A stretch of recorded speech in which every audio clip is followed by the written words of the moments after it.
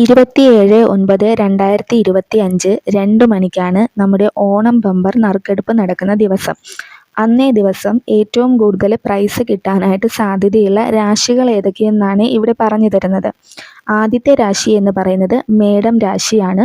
അശ്വതി, ഭരണി, കാർത്തിക ആദ്യ ഭാഗമാണ്. ഈ രാശിക്ക് അന്നത്തെ ദിവസം രാഹു ഉൾപ്പെടെ 5 ഗ്രഹങ്ങൾ അനുകൂലമായിട്ടാണ് സ്ഥിതി ചെയ്യുന്നത്.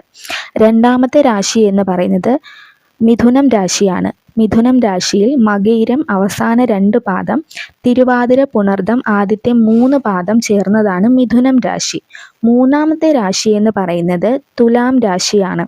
ചിത്തിര അവസാന പാദം, ചോതി, വിശാഖം ആദ്യ 3 പാദം ചേർന്നതാണ് തുലാം രാശി എന്ന് പറയുന്നത്. ഇനി അന്നത്തെ ദിവസം ഏറ്റവും അനുകൂലമായിട്ട് സ്ഥിതി ചെയ്യുന്ന രാശി ഏതെന്ന് വെച്ച് കഴിഞ്ഞാൽ അത് ധനുരാശിയാണ്. ധനുരാശി മൂലം, പൂരാടം, ഉത്രാടം ആദ്യ പാദം ചേർന്നതാണ് ധനുരാശി.